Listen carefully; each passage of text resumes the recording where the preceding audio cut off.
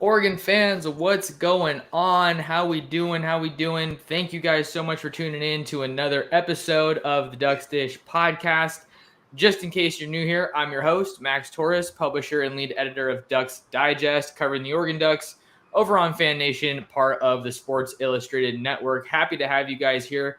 Whether you're tuned in live on YouTube, youtube.com/Oregon Football, Max Torres is where you can find us, or on your podcasting platform of choice. We are here for our Upon Further Review episode of Oregon's Week 9 42-24 win over the California Golden Bears. And joining me to break it down is my guy Rian Winter, aka Sports Chat 503. Ryan, feels like it's been a minute, but it is good to see you. How you living? Feels great, Max. Always a pleasure to be here.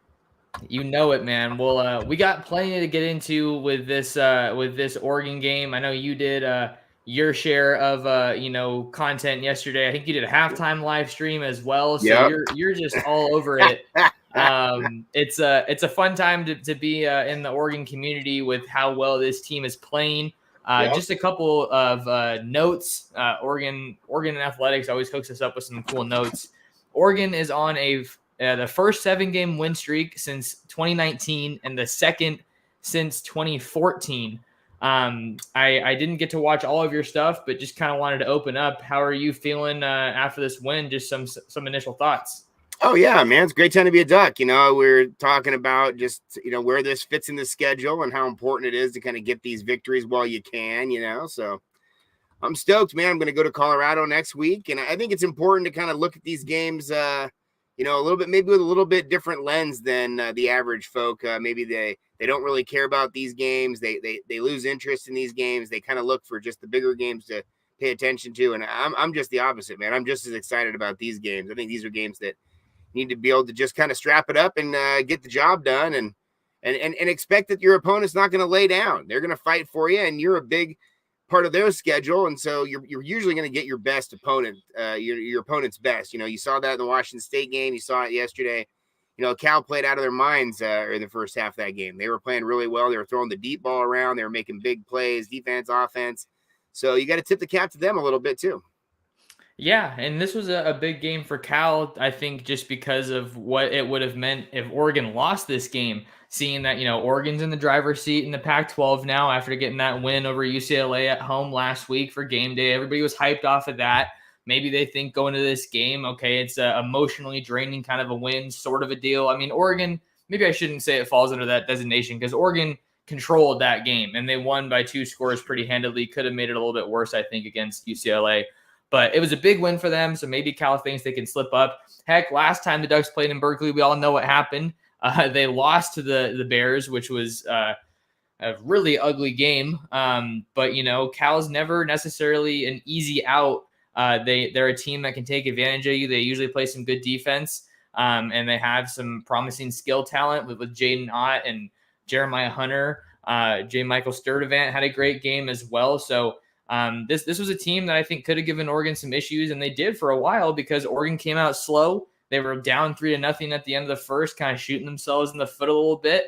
Not the start that we're accustomed to seeing so far this year, but obviously Oregon was able to tighten some things up. Offense got rolling. Bo played a heck of a game. The running backs played well. The tight ends had an awesome game as well. So there's a lot, a lot of positives to take away from this game as we give our final thoughts here and then kind of go big picture with the season a little bit. Yeah, I mean, and again, I think, you lose focus a little bit on these opponents when you kind of look at it through the lens of, Oregon's now the team to beat in the conference, so everybody else is beneath them somehow, and it's not really the case out here. You got to play every week, and you knew they were going to pull away from California, but early on, it was close. And like you're saying, they have playmakers over there. They've got a lot of young guys. Actually, the future looks fairly bright for them, and I'm okay with it. I'm okay with them pulling their starter and putting their backup in and letting him play a little bit, and I'm okay with it. I wasn't really stoked on the fact that they crept back in as much as they did, scoring 14 in the fourth. But the Ducks are cruising right now. Their offense is humming. The defense is doing just good enough to kind of keep them in ball games and keep it low enough. I don't know what's going to happen when they play a really good team, but we'll see, man. I think that UCLA was a good team, and has proven such throughout the rest of their schedule. And they made it look pretty easy against them. So we'll see how it goes going down the road. Yeah, and I think that these two games, I guess, well, the Cal game and the Colorado game, the way that Oregon's schedule kind of shakes out, I really just wanted to see domination, and that's what you want to see next week against Colorado, even more so than Cal, I think. Just with how rough of a season they've had, and just how much Oregon outclasses them on paper, just from a talent perspective. So I don't know if we totally saw that. I think we saw it kind of in bursts at the Cal game. I think that's a fair way to say it. And then a lot of the players were echoing the same thing, Lanning and the players that I spoke with after the game out there in Berkeley, that, win's a win. Lanning said it himself. I don't want to come off like I'm not happy with a win or ungrateful or anything, but we're not playing our best right now, and that's still something that they're going aiming for on a week to week basis. But we're seeing some improvement on a week to week basis, which I thought was great. We talked a little bit about, you mentioned that Oregon's offense is humming, and it made me think about an interesting thing I saw, I think on one of my other videos. Maybe it was a comment from my post-game show saying that this person thinks that Oregon is relying on their offense too much. So let's bring that comment to the table, that question to the table. We have some folks here in the live chat, so let us know your thoughts on this Oregon team after the win and heading into the week against Colorado. Is Oregon relying on its offense too much? Well, I think every team in the modern day relies on their offense. I don't think that many teams win games that are single digits anymore, or keep teams down that long. I think the offenses are potent, especially on the West Coast. Offenses are potent. I mean, you look at our whole conference, and everybody can score. Even Stanford, even Cal, even Colorado, teams that are not historically all that great in the last couple of years, they can still find you. But I do think that the defense has some question marks, and it has been the area on the side that it's had some question marks. And that's fine. It is what it is. I think what was exciting about this year is how well the offense has played, right? And so going into this season, that was the big unknown, and we really didn't know how this offense was going to change from the previous offense that we saw that was a little bit more vanilla. And now we've come to a more explosive offense that they're willing to do a lot of different things and take advantage of a lot of the different weapons. And so I'm excited about how the offense is doing it. I would agree with that a little bit, that they're riding on the offense. If they get in a position where they get stuck and they can't score over 30 points or 25, 30 points, they might be in a real ball game. And that could come up against a USC at the end of the year, or definitely a Utah. I don't think USC's defense is that good, but I know Utah's is, and I know Washington has some defense going there, and the Beavs as well. So if they get locked into a battle where maybe some early turnovers and they don't really score, they can't get in the red zone like they did week 1 against Georgia, maybe they find themselves in a situation where they can't outscore a team, then they're in trouble. But I don't know if these offenses in the next 3 weeks are either going to be something to really worry about too much either, because I think the Oregon defense is good enough to be able to hang with it. I think the offense is better, and I don't know if anybody saw that going in this year. Yeah, so I think I'm kind of on your side in terms of just, I think this is true, or I agree with this statement to a degree, but at the same time, it's like, how do you actively rely on your offense too much, and if you have a really good offense, you're going to hope that they can score a bunch of points. And I think it's also just maybe due to just how it's maybe playing out differently than a lot of people expected. If you were to tell an Oregon fan that the offense would be operating at the clip that it is right now, like 9 months ago, I don't think they would have believed you, because we also didn't know that Mario Cristobal was going to up and leave to go to Miami. And especially when you consider that they had all these new coaches come in, some new faces from the portal and the recruiting ranks. I mean, their offense has undergone as dramatic of a transformation as any program could expect in the span of one off season. You have a young play caller in Kenny Dillingham, who some people were maybe a little bit skeptical about just because he didn't have a super extensive coaching background. We know he coached in the high school level and then at Florida State and at Auburn, but he's killing it now. So I don't think Oregon's relying on its offense too much, but I think that we just really haven't seen the game script. The game. What am I trying to say here? We haven't seen a game other than Cal in that first quarter where Oregon's offense has legitimately been stopped, and they're put in a situation where it's like, hey, defense, we need you guys to kind of bail us out now. And we need, our backs are up against the wall. And if you guys can't keep the other team from putting some points on the board, I'm not sure we're going to come away with a win. That just hasn't happened this year because it's just touchdown, touchdown, touchdown. They're just rattling things off at such a high clip, which is never a bad thing. But I think that's kind of a little bit of a consequence of Oregon's offensive success, is that the defense hasn't been tested the way that some people expected it to. And I think that a lot of people maybe heading into this season had higher expectations for the offense with regard to how it stacks up, had higher expectations for the defense rather with how it stacks up to the offense. You had all the big names coming in on the defensive staff with Dan Lanning, Tosh Lapoy. You had the Sewell Flo linebacker combo, DJ Johnson full-time defense. I just think there was a lot of build-up to the defense, and just because the offense has been this effective, maybe people think that the defense has kind of fallen short to a degree. And we're going to talk a little bit more about that later. That was kind of a long point. Yeah, no, that's great. I mean, my kind of thought, my takeaway, I just drove in from the beach and I was kind of thinking about this on the drive, and I was like, if I were to have told you last year after you barely beat Cal at home that next year you're going to be number 8 in the country and you have one loss and you just beat Cal 42-24, would you be happy about that as a Duck fan? And I don't know of any Duck fan that would say they wouldn't be happy about that. So in my mind, I mean, unless you're the Duck fan thinks you should win every single game and it's national championship or bust or whatever the case, but I tend to think that that's a pretty good situation. You just beat Cal, a team that historically you have struggled against.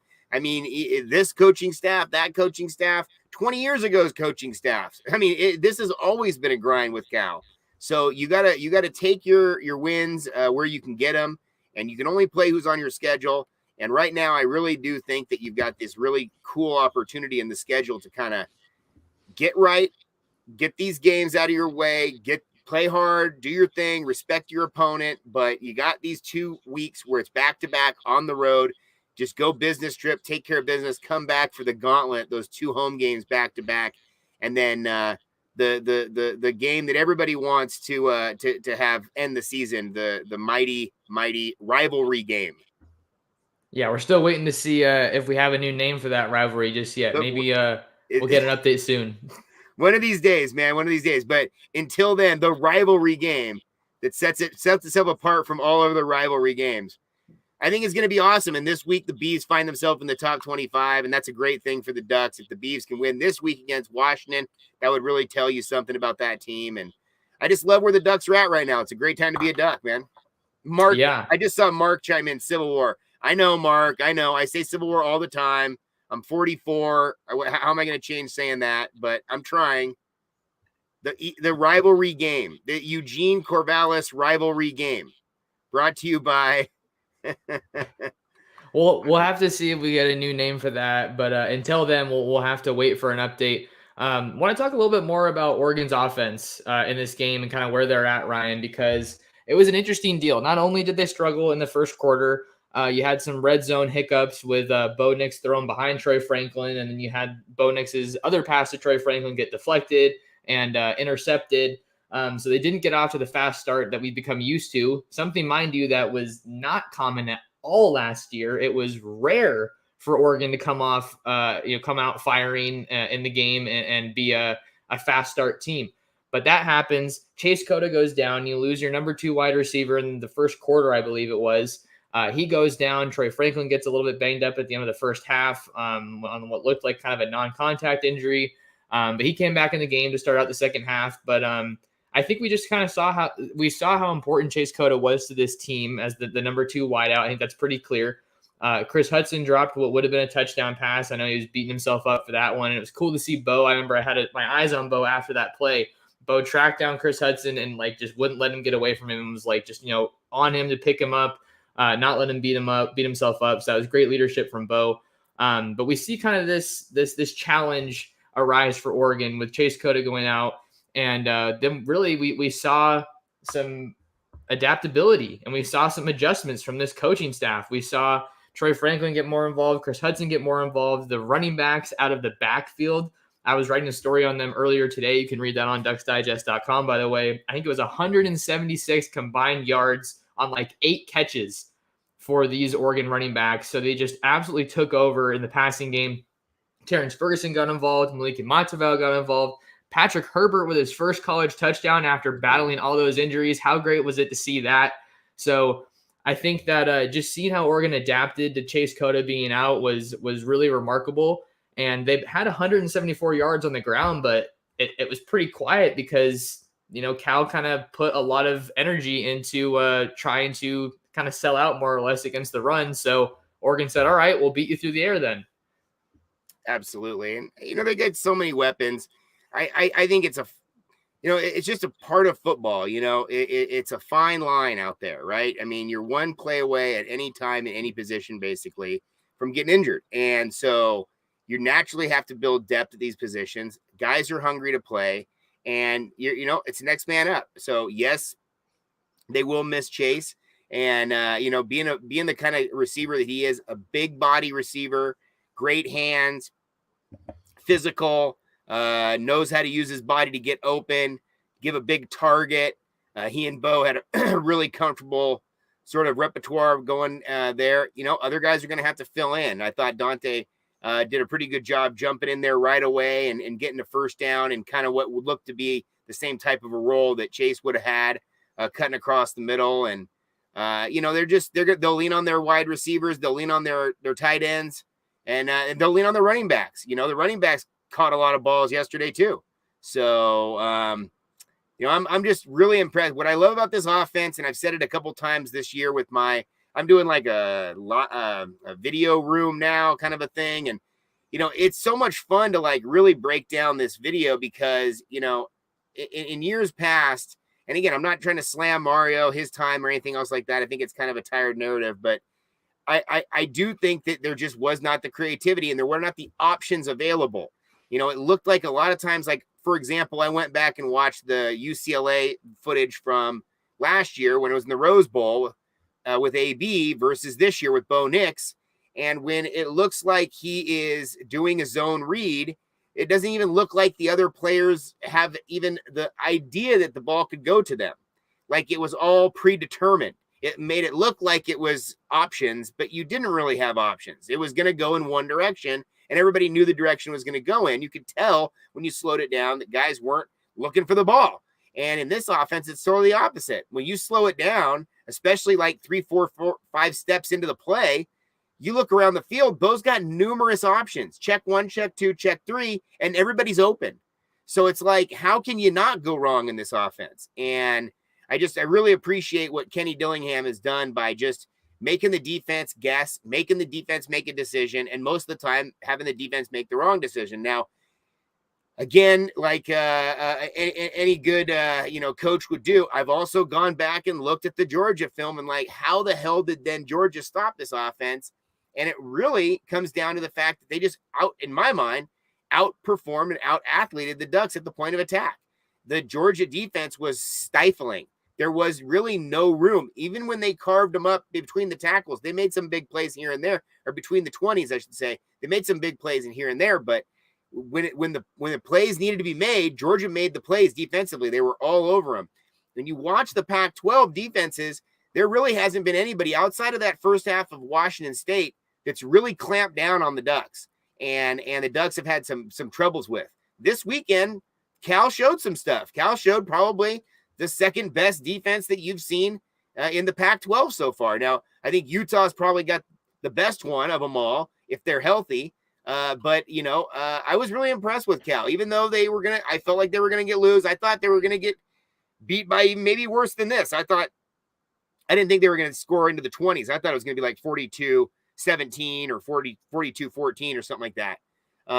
So I was actually fairly impressed, and I actually liked the last drive they had with the backup quarterback. I thought that was a pretty good run for them, Kai Milner. But I'm really impressed by this Oregon offense, and I think there's also be something said about Bo Nix, right? I mean, the guy has come in here and he's completely written his own story. He had his own kind of troubles and trials, tribulations in the South, and he never really had very good offensive line to work with, didn't really have a very good offensive game plan to work with, and he's come out here and absolutely shredded it. I mean, he's legitimately in the Heisman conversation now nationally, just purely based on numbers he's put up since the Georgia game. I mean, that's pretty impressive to think about. So I think a lot of respect has to be on to Coach Lanning for being a type of guy who's willing to allow that offense to just do its thing. And I'm assuming that he gave the keys to Kenny Dillingham fairly quickly in this whole procedure, and Dillingham has absolutely run with it. Yeah, lot of really good stuff there. I know you were talking about the depth for Oregon. That was obviously on full display on Saturday against Cal. Loved how the running backs they were able to attack the middle of the field. Both saw that was open on those little angle routes out of the backfield and just attacked it time and time again because they weren't taking it away. We already talked about the tight ends getting involved. I was really happy to see Dante get obviously some more snaps and some more opportunities, although I was expecting a little bit more from him. But, that's just how the game goes sometimes. And then you talked about Bo. I think one of the interesting notes from Bo just on how he's done, 6 touchdowns in this past game, almost 470 yards of total offense. He has 11 rushing touchdowns on the season, and he needs 4 more to tie the most by an Oregon quarterback, being Marcus Mariota in 2014 in a single season. And I think there's 4 more games left, and he's already closing in on that. So he's just been I think that we knew Bo Nix was a good runner heading into this season, but I don't know about you, but I didn't expect him to be this good of a runner and just be this much of a dual threat guy. It's just been remarkable.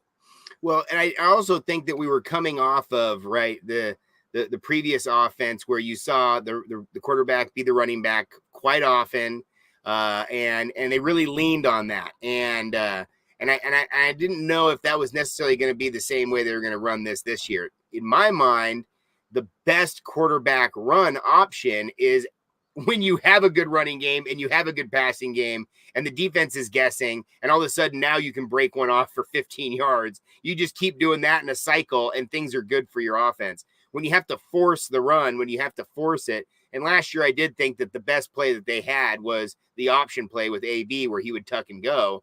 This year it's not the case. Bo can do what he wants, and then when he does need to get the first down, he can get it. But no, he's very explosive. He's very good in the pocket. Part of the reason why he hasn't been sacked so much is because his elusiveness in the pocket. He's very fleet of foot, and he can definitely take a hit. He knows when to slide. He knows when to dive forward to get the first down. He's just a smart player. And, you got to give credit to his family. You got to give credit to his pops for running through. He talks about his dad running through all different plays and what are you going to run on this formation against this and that and the other. And just, you can tell he's a heady guy to the point where it's really slowed down for him. He's come out here and he's very smooth. He's a smooth operator in the pocket. He doesn't get rattled. And, a quarterback like him, the first instinct is to tuck and run. And you got to learn how to kind of be that pocket passer and not look to run at all times. And he's really done that very well. Now, he can still tuck and go and pretty much get you what he wants to get you. But the idea that he's got so many different weapons and he can utilize all these different weapons has been really freeing, I think, for Bo. And he's come out here and had a great time. I mean, I don't know if anybody has done more for themselves outside of Hendon Hooker in the country as a quarterback by transferring or doing, getting a new opportunity than Bo Nix. I think the guy is on an absolute tear, and his trajectory is only going up, and it's only going to get better when he starts to face more games like the Utah, Washington, Utah, Oregon State game like the end of the year, because I think he plays his best in those pressure moments. Yeah, couldn't have said it better myself. Definitely some more prove it games for Bo Nix. I mean, he's already proven it, but like I said, it always strengthens your draft stock and people's belief in you that you're the real deal when you can go up against those good solid defenses, and Washington and Utah always have those. So definitely excited for those games. Excited to be back in Eugene for the Washington game. We're going to go ahead and take a quick break here on the Ducks Dish podcast. We got more Oregon versus Cal breakdown as Oregon looks ahead to Colorado and the gauntlet the rest of the season. Don't go anywhere. We're back right after this.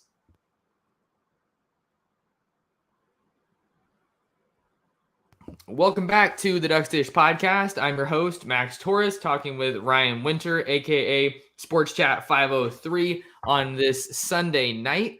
I'm flying back to Long Beach tomorrow, so the YouTube folks will get this show first, and then the show will go out probably tomorrow morning on the podcasting streams or platforms rather. So we're going to talk about Oregon's defense, but before we get to that, I just wanted to address that I've been seeing in the comments here asking about Coda's injury and kind of any news there. We asked Lanning about that after the game, but he didn't have anything new to report or new to share, so he's kind of going to have to go back and see what the doctors say. Looks like he got hit in the knee or lower leg from kind of what we were able to gather and see in the game yesterday, but I'm sure he'll get asked about that tomorrow night in his weekly press conference. So we will update you there. Make sure you lock in. That's why it's important to lock in on the social media platforms. Torres Sports is where you can find me on Twitter. All right, Ryan, let's talk about Oregon's defense because it's been talked about a lot, and I think it begs the question, are we not giving Oregon's defense enough credit?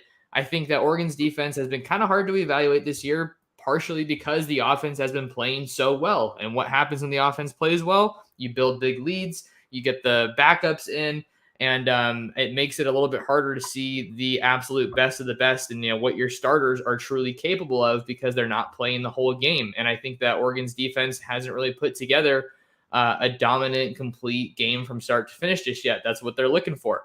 And I think a good way to contextualize this is the garbage time points, which some people have been talking about in the chat here. Jeff Schwartz had a tweet just about this. I don't have my monitor with me, so I can't share my screen for the tweet, but I'm going to read it off to you guys, and then Ryan will get some back and forth here. Yeah. The amount of points this season Oregon has allowed in the final 17 minutes of blowout wins is remarkable. We'd speak much differently about this defense without these points.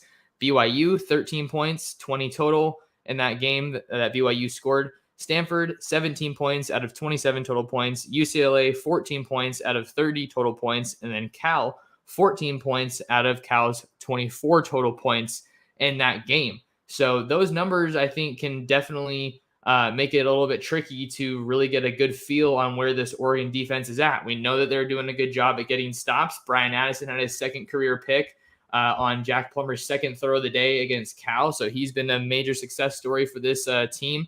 And I want to say then Triquez Bridges had that interception on Plummer late in the first half. I mean, it literally looked like he was trying to telegraph that ball to Bridges. I was just kind of scratching my head in the press box looking at that one. But with all that being said, the background of the garbage points and maybe some of the injuries that Oregon's had to deal with, do you think we're not giving Oregon's defense enough credit? Because I'm kind of leaning that way. Yeah, I mean, I think the whole point is I think most people watch football from the offensive perspective. I would assume 75% of people focus on the offense more than the defense. So everybody's going to, immediately going to look at Oregon's offense, especially when Oregon's offense was the surprise this year because they're playing so well. They're scoring so many points, and they've really become the story. So that's going to take even more shine away from your defense. I think early on, people wanted to see some amazing things from the Noah Sewell, Justin Flo combo, and almost like a wrestling tag team match sort of a thing where it's just explosive play after explosive play, and here comes the chair over the top and whatever. And, that's not really how football works. Last year, I think Noah had to do a lot. And he was put in a position where he got a lot of tackles. He made a lot of plays. He's a hell of a player. But there was really so many injuries last year in the linebacker core that he was the only guy there. This year, they've rotated a lot of guys. Even Bossa missed in the second half or the first half of next week's games. Not that big of a deal. There's a lot of guys coming in and out of this linebacker core. And so right out of the gate, I think people just looked at it and said, well, it doesn't look like Noah Sewell and Justin Flo are having super amazing, impactful games. And the offense is doing better. So they kind of forgot about him a little bit. I think Triquez became kind of a little bit of a sticky point for some people because they thought that he was getting picked on too much and that Gonzo was so much better. What happened in Cal? The exact opposite thing happened, right? Triquez looked like he was locking people down, and Gonzo looked like he was getting taken advantage of. So, I think that this defense is good. I don't know if it's great, and I think that the offense so far has been great. Again, outside of the Georgia game, the offense has done everything you wanted it to do. Defensively, there's still some gaps. There's still some issues. They're still pretty bad on third down conversion, and they still have some issues here and there. But, again, like I said before, you got to look at the other side too. There's some pretty good offenses out here. And now we're at the position where we've got 5 teams in the Pac-12 that are in the top 25. and three of them in the top 10. I mean, so there's some good football out here. Finally getting some national recognition, but you and I both know there's been some good football out here for a while, and it's hard to stop these teams. It's not like the old SEC days where you only had a couple really good offensive teams and teams would play each other to a 12-10 matchup, or old Big Ten days where you got a 13-10 score and it looks like it's a barn burner of a game. Everybody's scoring points now. The Big 12 probably averages for 35, 40 points a game. The Big 10 is now slowly averaging probably more like 30 points a game. The Pac-12's always been scoring. Whoever wins got to score 40 out here, basically. That's just how we do it out there. How we've done it out here for a long time. And when a defensive game breaks out, it's fairly rare. When you have a game that's a 14-16 or, some sort of a score in the teens, that's pretty rare out here. So you got to give the defense a little bit of credit. Yes, they have some issues, but all defenses do. And I do think that going down the stretch here, I think it's going to be the best defense on the field for the rest of the year. Maybe the Utah defense is going to be better than them. And usually, historically, statistically, the Utah defense is one of the best in the league every single year. Sure. So that's not surprising. But the way that Oregon's playing right now, with guys getting healthy, putting a lot of pressure on teams, I think the defense is going to play very well at the end of the stretch down here. And they're going to make some tough times for some of these Pac-12 quarterbacks. Yeah, and I think we have to talk about the areas where Oregon's grown. I think that the takeaways are encouraging. The pass rush is getting a little bit better week by week. And I think I would have been concerned, like if they didn't get a single sack in this game against that Cal offensive line, then we would have been in a different conversation. Like that was definitely an underwhelming performance. But DJ Johnson was able to get 2 sacks. I think I saw a stat today from PFF that Dorlus registered 9 quarterback pressures by himself. So the stats are a little bit wonky after the game initially. Just when we were, I was probably doing my post-game show and we were writing some of our early stories. So it sounds like they've, flushed those out a little bit. But I think Casey Rogers has been an improvement for this defensive line. I think he doesn't get a lot of credit. Not a lot of his stats show up, but him and Jordan Riley have been fantastic additions to the defensive line. Taki Taimani wasn't available in this one, so we saw some more of Keanu Williams, and he looks like he's getting more comfortable after coming over from the 2021 class. So he's still fairly young. Keonware Hudson looks more comfortable. He's getting some good run out there as well. So a lot of these guys are getting reps. And I think that Oregon's linebackers entered this season with a lot of expectations, like you were talking about with Justin Flo and Noah Sewell combo. And we're still seeing Noah Sewell flying around every game, throwing guys around, playing that physical brand of football that Oregon wants to pride itself on. It's just a matter of getting other guys kind of maybe not up to Noah's level, because that can be pretty hard to ask. The dude is just a freak athlete, 6'3", 250, and he moves the way he does. That's not something you can ask of everybody. But I think Jeff Bossa has been a good contributor for them. Going to miss him in that first half against Colorado, but like you said, not a super imposing opponent, so not the end of the world. But you want to use this next game again to get some of those other rotational pieces more snaps, so that when you get to those games against Washington, against Utah, against Oregon State, or even in the postseason, you can turn to those guys and be confident because, hey, we blew these teams out and we got those guys in like we needed to. Something the previous staff did not do a good job of. And I think that's where some of the setbacks came from. So I think that, especially given, I guess maybe this weekend made me think about the whole garbage time thing a little bit differently, and maybe made me think that we needed to give Oregon's defense some more credit and some more slack.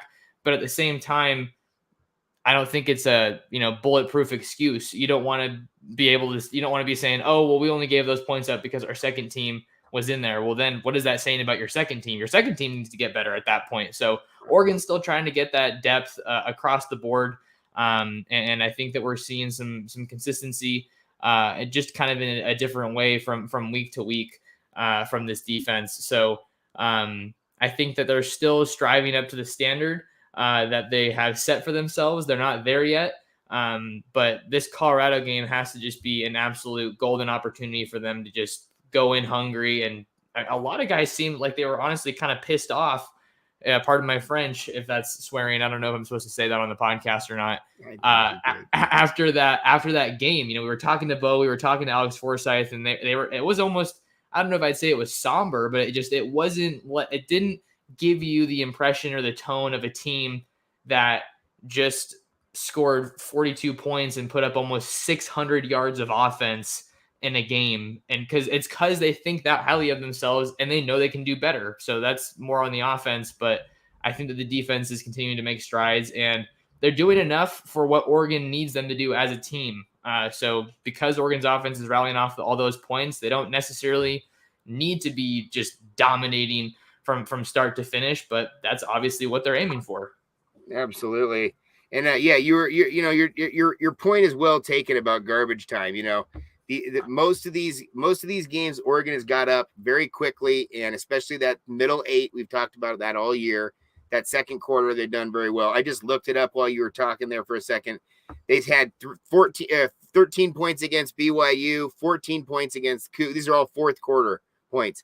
10 points against Stanford in the fourth, 6 against Arizona, 14 against UCLA, and 14 against Cal. So this is while beating teams, all of those teams except for Washington State, by 20 points, basically, or around there. So yeah, you're right. I mean, there's something to be said about these guys, allowing garbage points, you want to call them that, or second string points, or whatever. But I've always thought that that's the easiest time for a team to score.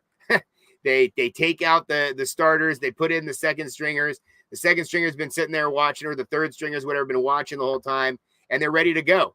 And you get a burst of energy. You see this over and over and over in youth sports, and all the way up through college, and in the pros you don't see it that much because you don't have that much depth, right? You don't have the 53-man roster. So in the college you see it oftentimes where fourth quarter it's kind of a different ballgame, and different plays are being run. Coaches are taking different chances. They're a little less scripted. They go off the cuff a little bit. Weird things happen. Big plays happen. So that's why people love the fourth quarter. That's why it's exciting time to you got to close out a game. And that's why it's really important to me to see a Duck team get up early so you don't have weird things happen to you in the fourth quarter and you get bit, because that's happened to the Duck team numerous times. Awesome stuff. Yeah. And that just goes to show and goes back to our previous point of how much this Oregon offense has transformed since last year. I'd be curious. We don't have to dive into this right now. I'm just going to put it out there. Maybe people can chew on this, food for thought. What if the Oregon defense was as dominant as the Oregon offense was this year? I'd be curious to see what kind of conversations we would be having, and what the season would look like. That would just be a crazy way to turn it on its head. Because I think the offense would still be able to put up points, but then we'd be kind of wondering, is the offense doing enough? But the last topic I want to switch to today, Ryan, I know we're taking a little bit longer than I originally told you. Are you doing okay on time? We're here, man. All right. Well, last thing we want to kind of dive into to get people ready. We're going to be kind of starting to turn the page a little bit to Colorado. Next week, Ducks hitting the road to head to Boulder for a 12:30 kickoff on ESPN. So nice for the Ducks to get another early kickoff, be under the national spotlight as the number 8 team in the country. What do we think here? Expectations for Colorado? I mean, I'm saying dominance, but that's pretty broad. I think that you want to get the run game going a little bit more than you did against Cal. I think that if Chase Cota isn't able to go, you want to get some of those other pieces more involved aside from Troy Franklin. Continue to get the tight ends involved. They're looking real comfortable. I want to see more Sean Dollars. I thought he played an awesome game against Cal that maybe flew under the radar. Not any crazy stats, but he looks really comfortable, and he looks like a guy who's making the most of his opportunities. But this is an opportunity for Oregon to make another statement. And I mean, I'm not trying to be mean, but they are the worst team in the Pac-12, so Oregon should go out there and blow them out of the water. That's pretty much all you got to say. No, I totally agree, and I think it's going to be a party. I'm going to go. I'm taking my son up there. We're going to have a great time. And again, I think these are the games that you want to look forward to. Colorado. I watched the Colorado Cal game, and I got to watch all of that one, and I was pretty impressed with how Colorado was playing after their coaching change. And again, you never know what you're going to get with that, but Colorado is not a team that's looking to give up at any time during the season. And you know what? They might play some good games going down the stretch, but you're right. They're probably going to lose the rest of their games. And they know this Oregon game is a real tough one. I mean, their schedule does not look good after this. It's Oregon, USC, Washington, and Utah. So doubtful that they're getting another win. But you still got to play these games, and that's one of the reasons why I like to go to a game like this, is because I still think it's important. And even though a lot of people are very quick to dismiss stuff like this and be like, oh yeah, whatever, I still think these are important games and good things can be taken from these. And I was actually excited that a real game broke out against Cal, and it wasn't a boat race, because I was more excited to watch that game. And I think the Ducks learned a little bit more about themselves than had they gone down there and just completely crushed. Like you were saying about if the defense was playing as good as the offense right now, that'd be fine. But, you still probably would have lost to Georgia pretty handsomely. And you still find yourself in the same position you are right now. So I think the defense is slowly getting better week after week. And I think that, years removed from this season, you're going to look back and say that was actually a pretty special defense. At least the players on the field, I don't know if the unit performed as well as maybe we had expectations for, but I think you're going to look back and say this was a pretty special unit. Yeah, and I think that part of what's Oregon's defense is trying to do is just get on the same page.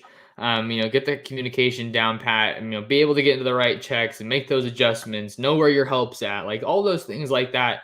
I think, and another thing that I wanted to say earlier that I forgot to say, so I wanted to circle back around to it real quick, is we got to give the Oregon defense some slack because of all of the change that they've had from a coaching and schematic standpoint. You had Andy Avalos, and then you had oh my God, I'm blanking on his name. The DC last year. This is a horrible look. What was the DC's name last year? He's at Texas Tech. Tim DeRuyter. Yeah, Tim DeRuyter last year, and then now you have Tosh Lapoy.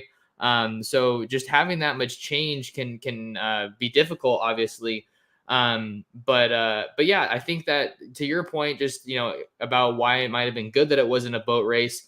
One of the things that we talked about in the post-game press conference was how Oregon got stopped on both of its fourth downs and how that was kind of humbling for them, and that it was maybe a good thing for them to see that it's not going to be free. It's not guaranteed. And that's, I think, something that is maybe going to kind of help keep them in check with how hot they are right now, how well that offense is playing. So I think that maybe we'll see. We'll just see what Colorado has to offer for Oregon. But I think this is a game where you want to get up early, get some of those backups in, get them some important reps. I think I saw it on Bet Online that they opened as 31-point favorites against Colorado, which is an absolutely insane line. But I think that just goes to show you the huge gap between these two teams, at least the gap that is perceived by the bookmakers at some of these sites. So I think, it's another game.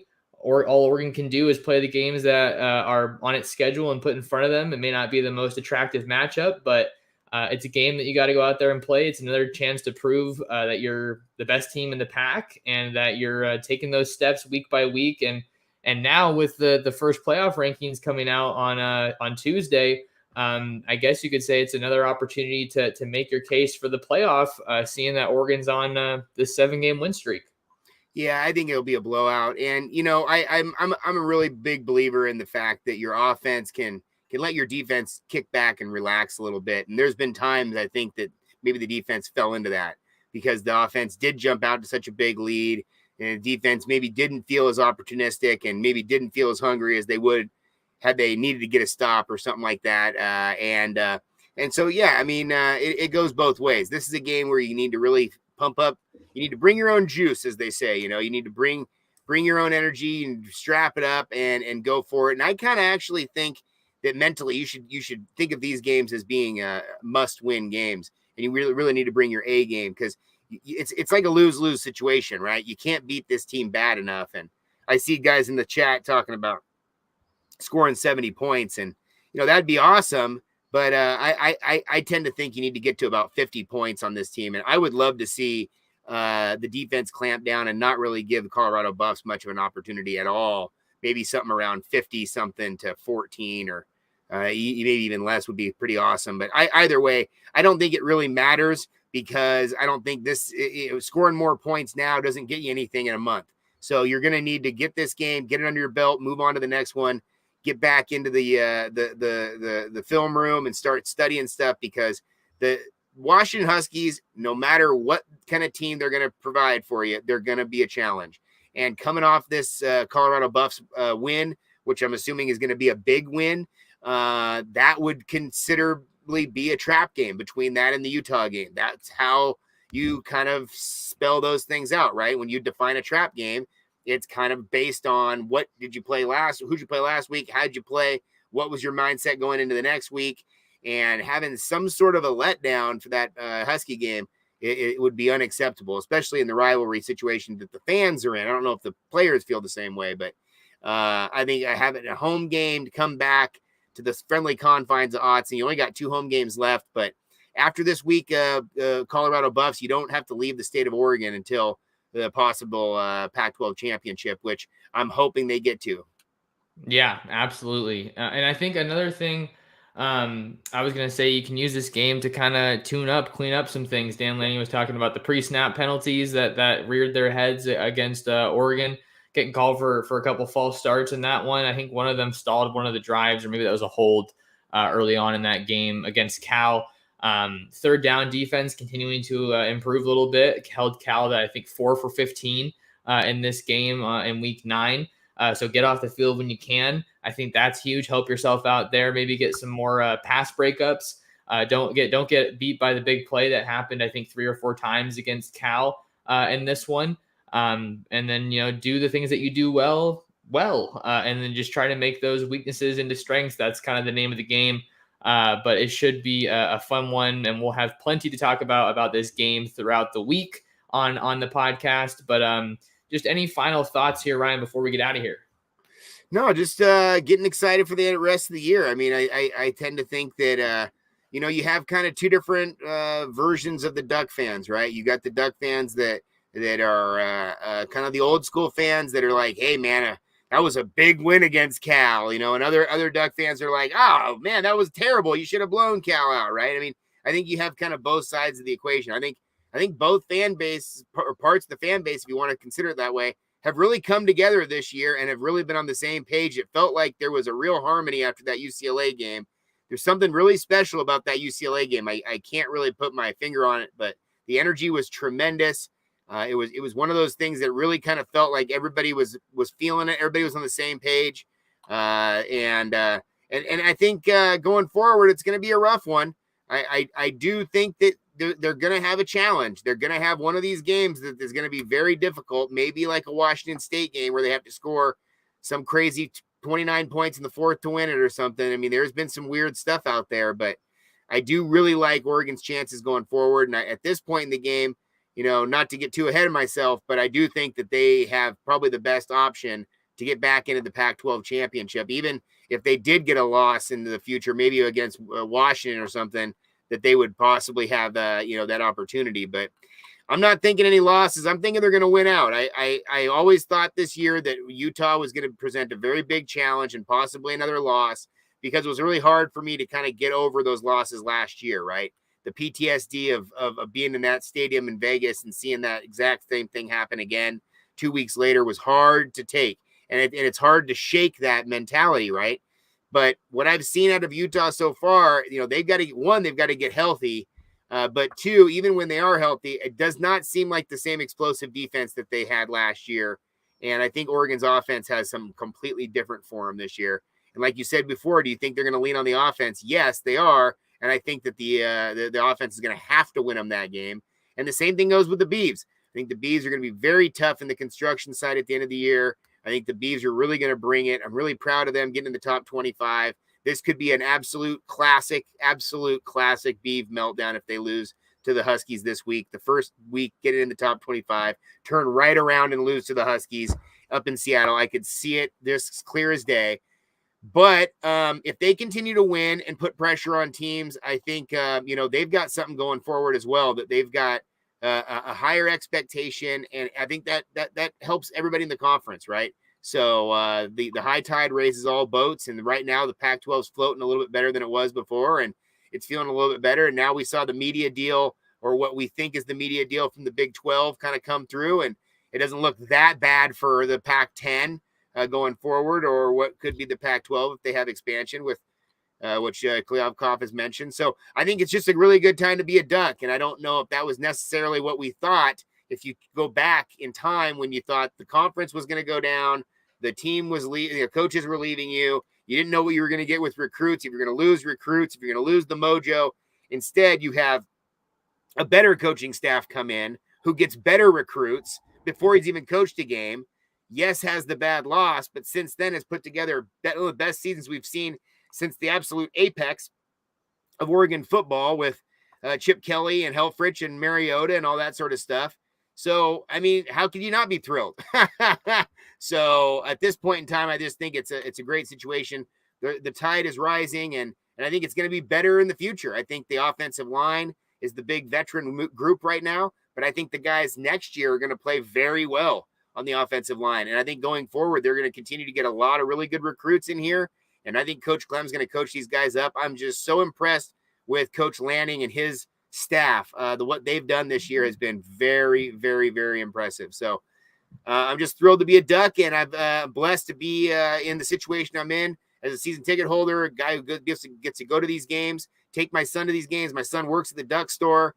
He's in a primo time right now. He'll be at U of O in 2 years, and he could literally be looking at a possible natty in his future. I mean, that's how good I think this program is going, or program, as Dan Lanning likes to say. But I do think that everything is moving up right now, and it feels really, really good. It does feel a lot to me like the first Chip Kelly year when you lose to Boise to start the year. You run the table, you go to Rose Bowl, lose to Ohio State in the Rose Bowl. Something like that I could see happening. I could see them winning the rest of these games, going to a big bowl, and maybe not winning the bowl game. I could see that. But I'm just thoroughly impressed with Coach and the whole staff. And I'm really impressed with Bo. I think Bo has put a lot of people's doubts to bed, and a lot of the vocal Ty Thompson crowd has now become much, much more closer to accepting Bo Nix. I mean, I remember my son was pissed that he shouldn't be able to wear number 10. I was like, it's just a number. Like, let him wear the number. Now the guy's putting up better numbers in the number 10 than probably anybody outside of Dennis Dixon. So it's like, man, the guy is just putting up some crazy, crazy video game type numbers. And he looks great doing it. And the offense looks great doing it. So it's a thrill. We're having fun. Yeah, great time to be a Duck. Lots of good stuff, Ryan. The offense is flying high. The defense is showing some signs of improvement. Definitely some question marks there, but they're going to continue to address those each week. And it's another week to get better for this team.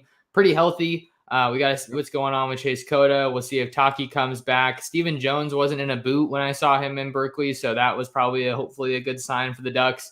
We'll see if he ends up being available later this season, but the offensive line's playing great. And they're just really firing on all cylinders. Oregon getting a lot of national respect now. I think people are starting to not dismiss completely, but just realize that, take the loss against Georgia for what it was, the first game under a brand new coaching staff against the defending national champions. And asking for a win there is definitely a tall order, but I think I'm still in that crowd that thought they could definitely be more competitive than that. But things are coming together for this Oregon team now, heading into Colorado in week 10.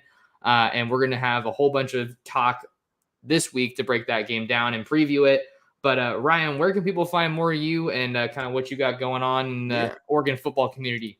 Love it. Yeah, Sports Chat 503. Check me out. I'm on Twitter, Instagram, anything else. If you want to join a live stream, I do on Tuesday nights, 5 o'clock on the West Coast. It's a very fun opportunity to allow all different fans to come in and kind of just share their thoughts, get on video, be on live, be a part of the show. I love that platform. And then I'm doing a new thing where I break down the film. I do the film room, and that's also very fun. So had a lot of fun with that. So yep. YouTube has given us a great platform to do all this stuff. So I'm trying to use it as much as possible. And the Duck fans, we have a good time out there. So if you're in Boulder, let's do it. Let's party, man. Yeah, and make sure you guys check out Ryan's live stream. Sometimes I pop in there if I'm not too busy. But I'm trying to hit a couple schools this week out in the Los Angeles area, Southern California area. So we'll see if I can maybe stop by. But if you guys want to find more of me, you guys can follow me on Twitter at mtorresports. If you're here on YouTube, do me a favor, take a second out of your day, hit the like button, hit the subscribe button, and hit the notification bell so you don't miss out on future live shows such as this one right here. On YouTube, they're always a blast. We'd love to get you guys involved. Didn't get to a ton of questions and comments today. Apologies for that. We just had a lot of good stuff that we wanted to get into. And then make sure you guys find all my written content covering Oregon at ducksdigest.com. ramping up the recruiting coverage. As always, got some Jerry Mixon content coming out probably tomorrow. We'll see with the travel day. And then if you guys really want to support, the best way you can show your support is sharing the show, share the Ducks Dish podcast with your friends, with your family, with other Duck fans. We greatly appreciate it. But until next time, big thank you to Ryan for coming on and taking some time out of his day. Thank you guys for tuning in and showing your support. And we will see you in the next episode of the Ducks Dish podcast.